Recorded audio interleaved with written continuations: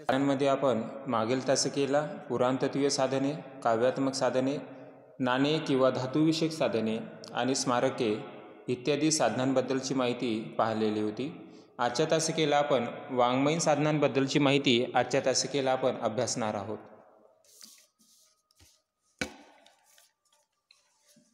वाङ्मयीन साधनांच्या माध्यमातून मध्ययुगीन भारताचा जो इतिहास आहे याबद्दल जी माहिती आपल्याला प्राप्त होते, तर या वाङ्मयीन साधनांमध्ये फारसी भाषा ही अतिशय महत्त्वाची होती. कारण फारसी भाषा ही मध्ययुगीन भारताची राजभाषा होती आणि या भाषेचं मुख्य केंद्र जौनपूर हे होतं.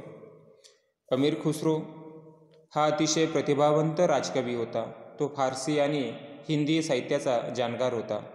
तुघलकनामा, खजारत उल फुतूह इत्यादी रचनांमधून त्याने तत्कालीन इतिहासावर प्रकाश टाकल्याचं आपल्याला दिसून येते. मिन्हाज उस सिराज याने तबकाते नासिरी ही रचना केलेली आहे. जियाउद्दीन बर्नी याने महम्मद व फिरोज तुघलक याविषयी माहिती तारीख ए फिरोजशाही या ग्रंथांमध्ये केलेली आहे. महम्मद तुघलकाच्या कारकिर्दीविषयी इब्न बतूता हकीकत सांगतो आहे. फिरोजशाह तुघलक याने फुतुहाते फिरोजशाही हे आत्मचरित्र लिहिलेलं आहे.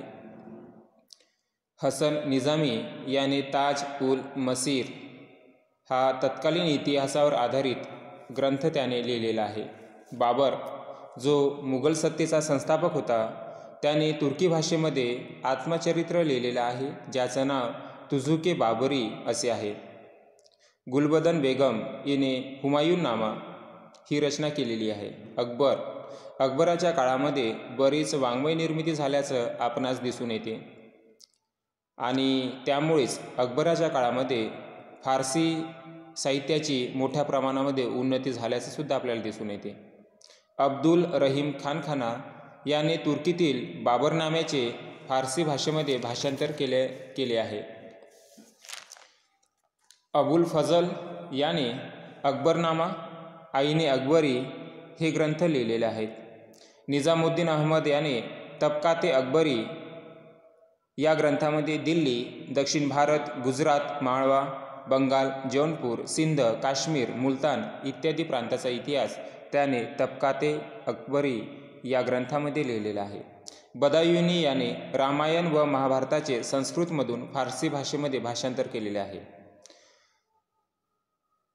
मुंतखब उत तवारीख या ग्रंथातून अकबराच्या धार्मिक धोरणावर त्याने टीका किंवा प्रहारसुद्धा केलेला आहे. ऑब्जेक्टिव्हमध्ये विचारतात की रिकामी जागा याने आपल्या ग्रंथातून अकबराच्या धार्मिक धोरणावर प्रहार केलेला आहे, ज्याचं नाव उत्तर राहील बदायुनी. जहागीर याने तुझुकी जहागिरी हे आत्मचरित्र लिहिलेले आहे. औरंगजेब हा फारसी भाषेचा मोठा विद्वान होता. फतवा ए आलमगिरी या ग्रंथात त्याने इस्लामी कायद्यांचा संग्रह केलेला आहे.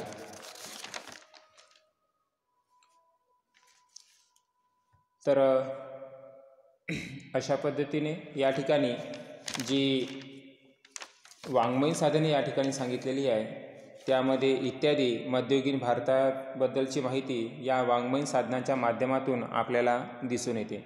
धन्यवाद. पुढील तासिकेला आपण प्रादेशिक भाषेच्या माध्यमातून मध्ययुगीन भारताचा इतिहास अभ्यासणार आहोत.